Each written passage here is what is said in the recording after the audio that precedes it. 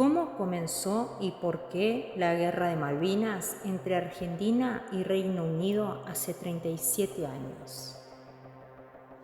La guerra por las Islas Malvinas, disputa en el otoño austral de 1982. Fue un conflicto que duró algo más de 2 meses, dejó unos 1000 muertos y heridas abiertas hasta hoy, de lado y lado. En las escuelas, los niños jugaban a la guerra, argentinos contra ingleses, eufóricos. Ya estamos ganando, se leía en la propaganda oficial. La frase, parte de la campaña interna del gobierno militar argentino. Entre 1976 y 1983, buscaba mantener el entusiasmo de la opinión pública en el territorio del país sudamericano, mientras en las islas, en el frío océano Atlántico, se aproximaba la derrota. En las casas, en los bares, en las calles, no había solo ilusión infantil o ingenuidad adulta. Si bien muchos mayores replicaban la lógica del juego de guerra y el triunfalismo bélico alimentado por la desinformación, otros tantos sabían o intuían que esa guerra era una empresa destinada al fracaso. La mecha de conflicto, uno que tenía más de un siglo de precocción, se encendió el 2 de abril de 1982, cuando la junta militar que gobernaba Argentina anunció que había recuperado la soberanía sobre las Islas Malvinas. A unos 500 kilómetros de territorio continental argentino y las más lejanas islas Georgia y Sandwich del Sur. En el puerto argentino, Puerto Stanley, para los británicos, en la isla Soledad, desembarcaron 5.000 efectivos de las Fuerzas Armadas Argentinas. Errores de cálculo. Los militares creyeron que Reino Unido no reaccionaría a la invasión de las islas. Estos territorios estaban ocupados por Reino Unido desde 1833 y Argentina había venido insistiendo en el reclamo soberano sobre las islas, por herencia de la corona española y por proximidad geográfica. Si el reclamo era histórico, porque en ese momento se decide la ofensiva militar. 3 elementos fueron clave para envalentonar a los generales. Por un lado, la debilidad del gobierno militar, que atravesaba conflictos entre sus armas y una creciente oposición social y política.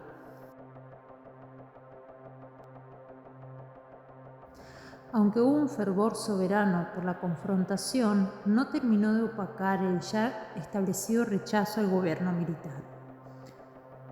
Un rechazo alimentado, por un lado, por la creciente evidencia de violaciones a los derechos humanos en un gobierno que dejó, según organismos de derechos humanos, 30.000 desaparecidos, además de miles de muertos, que torturó, persiguió, censuró y limitó las libertades de los ciudadanos.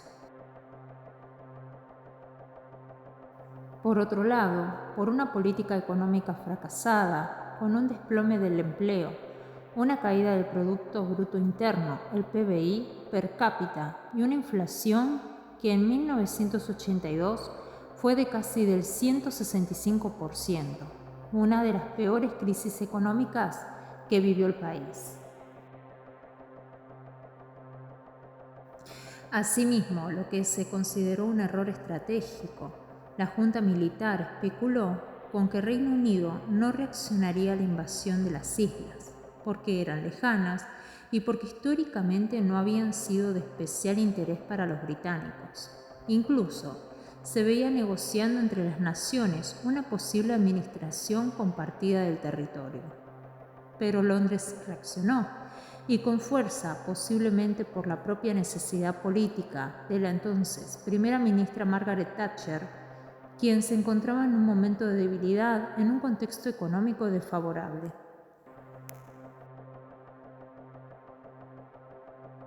Y un error más del cálculo: la convicción del gobierno del general Leopoldo Fortunato Galtieri de que Estados Unidos sería, cuanto menos, neutral ante la ocurrencia de un conflicto armado. Como ocurrió con los otros supuestos equivocados, Estados Unidos no dejó de privilegiar su alianza histórica con el Reino Unido.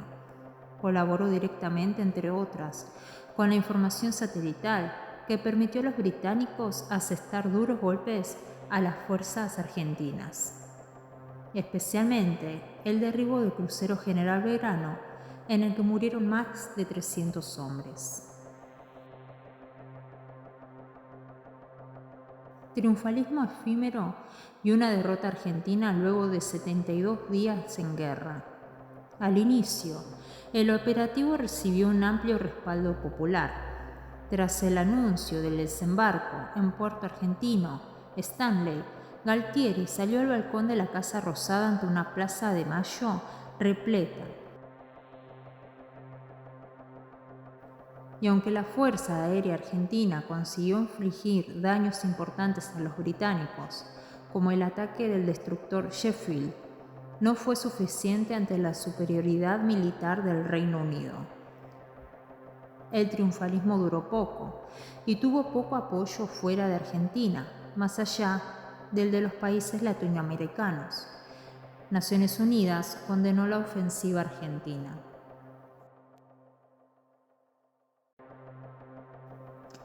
Tras 72 días de guerra, el 14 de junio de 1982, el que había sido designado gobernador de las Malvinas por el gobierno militar, Luciano Benjamín Menéndez, firmó la rendición incondicional de las tropas argentinas. Del lado argentino, hubo más de 700 muertos, unos 300 del británico, aunque la destreza de los pilotos militares argentinos generó admiración de los británicos, esa extraña admiración de los combatientes que se respetan mientras se matan. Muchos de los soldados del país sudamericano eran jóvenes mal entrenados, mal equipados, mal alimentados y pobremente armados, limitados en sus posibilidades frente a unas fuerzas armadas mejor preparadas.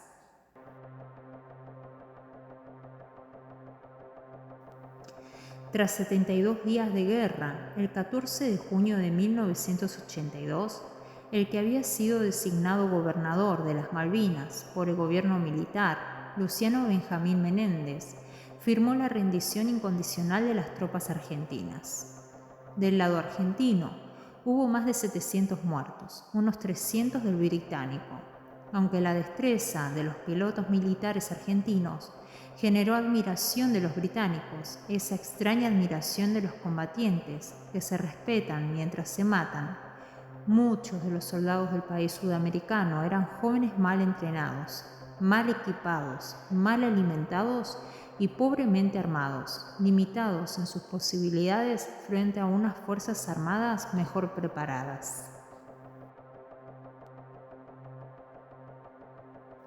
La derrota dio impulso a la salida del gobierno militar del poder. La primera consecuencia fue la renuncia de Galtieri. Con el paso de los meses, se convocó a elecciones democráticas que se realizaron en diciembre de 1983, poniendo fin a más de 7 años de dictadura.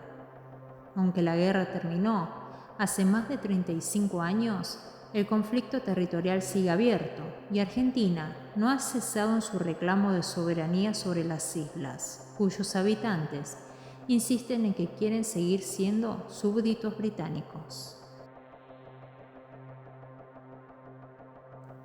La Guerra de Malvinas es uno de los aspectos menos abordados de la historia reciente.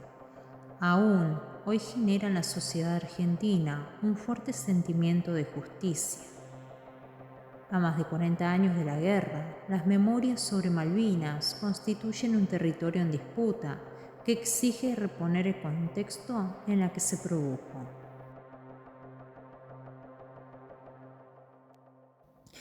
El repudio o la legitimación se inscriben como un episodio indisociable del terrorismo de Estado. ¿Es posible escindir ambas cuestiones? ¿Qué debería plantearse en la conmemoración del 2 de abril? El recuerdo de la guerra y sus dramas, el repudio de la dictadura militar, la reivindicación de la soberanía argentina sobre las islas. Pensar la guerra de Malvinas en el marco de la dictadura implica desarticular construcciones discursivas que eluden diferenciar a los protagonistas de la conflagración. Amparadas en este discurso, ciertas memorias de la guerra buscan la legitimación de la dictadura. Consideran héroes a todos los que participaron en ella, incluidos oficiales que actuaron directamente en la represión y fueron condenados por violaciones a los derechos humanos. Es un dato histórico. Los mismos oficiales que llevaron adelante el terrorismo de Estado condujeron la guerra y disciplinaron a los soldados con las mismas metodologías del horror: vejámenes, estaqueos, torturas, simulacros de fusilamiento, castigo físico y presión psicológica. La lista es amplia y algunos nombres son íconos del terrorismo de Estado. Alfredo Astiz, Antonio Pernías y Julio Binotti revistaron en los grupos de la tarea de la ESMA. El coronel Mario Losito fue uno de los responsables de la masacre de Margarita Belén, ocurrida en Chaco en el año 1976. Mario Benjamín Menéndez, gobernador de las islas durante el conflicto y sobrino de Luciano Benjamín Menéndez, actuó en la represión en Córdoba. Son solo ejemplos que dan cuenta de la necesidad de escindir el reclamo justo por la soberanía de cualquier manifestación de guerra, sino de aquellos discursos que persisten y se solapan en reivindicaciones sentidas y compartidas por la mayoría de la sociedad argentina. La construcción de un enemigo externo que contrarrestara el deterioro de la dictadura había tenido un antecedente en 1978 durante el conflicto con Chile, desactivado por la intervención de Juan Pablo II. La Guerra de Malvinas no fue más que el apogeo de esta construcción. La legitimación de la dictadura se ha sostenido en construcciones de sentido vinculadas a un relato de nación y de patria que ha estado presente a lo largo de toda la historia argentina. Es así que resulta imprescindible, para poder desarticular estos discursos apologéticos de la dictadura que transforma en héroes a perpetradores de crímenes de lesa humanidad, que la conmemoración del 2 de abril ponga también en cuestión la idea de una identidad nacional basada en ideas esencialistas e inmutables de la patria, sostenidas de la territorialidad, la raza, la lengua y la religión, que fueron fundamentos también de la violencia con la que se consumó la construcción del Estado Nacional en el siglo XIX.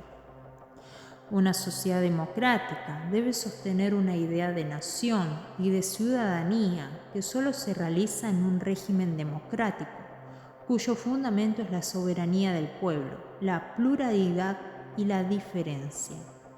La soberanía, los derechos humanos y la democracia son elementos indisociables. Insistimos, la Guerra de Malvinas no puede disociarse del régimen que la produjo, la dictadura militar, y por ende de sus objetivos de construcción de consensos para consolidar un modelo de nación que provocó el exterminio de miles de ciudadanos y profundas transformaciones para la sociedad argentina. Al mismo tiempo, es importante cuestionar las acciones de Gran Bretaña, que siguen negando nuestra soberanía y significan una vulneración de los pueblos latinoamericanos por el asentamiento de la base militar en las islas y por la pérdida de recursos que acarrea para su desarrollo pleno.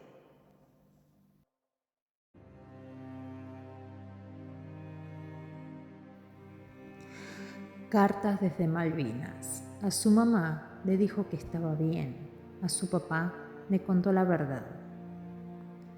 Ricardo Flores escribió 2 cartas el 21 de mayo y las puso en el único sobre que tenía. Lo hizo a las 9:30 de la mañana, luego del bombardeo de los aviones ingleses.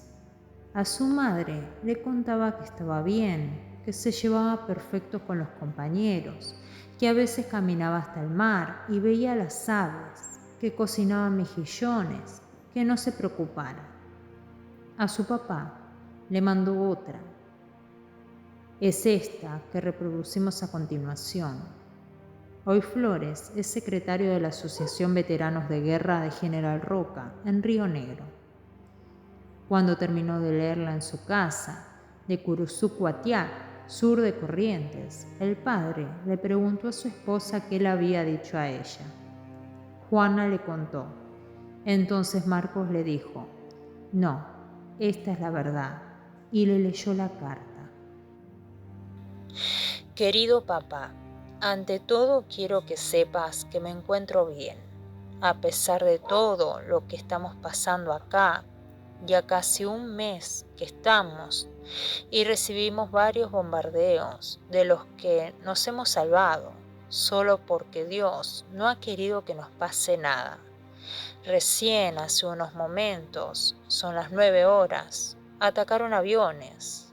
Por suerte no pasó nada, pero vinieron, se fueron, y así todo el día sobrevuelan a 9.000 o 10.000 metros de altura, para que no nos alcancen las antiaéreas.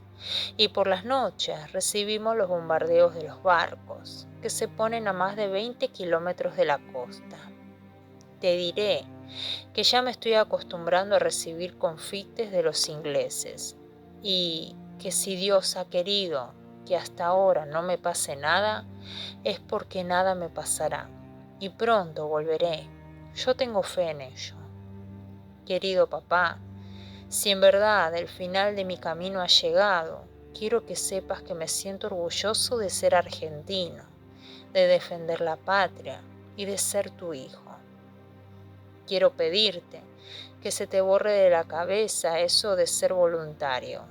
Deja eso para los jóvenes, que no sufren gota. Ya demasiado tenés con 2 de la familia metidos en esto. Acá hace mucho frío, hay mucha humedad y se sufre el hambre, viviendo en la mugre. Así es la guerra, pero mi espíritu aún está alto y me siento orgulloso de estar acá. Me despido de vos, con fuerte abrazo y un beso. Recíbelo de tu hijo, que tanto te quiere y pronto volverá. Ricardo. Por favor, papá, no digas nada de esto a mamá. No dejes que ella sufra. El 2 de abril de 1982, Argentina tomaba las islas. El soldado Ricardo Flores desembarcó el 25 de ese mes y estuvo hasta la rendición del 14 de junio.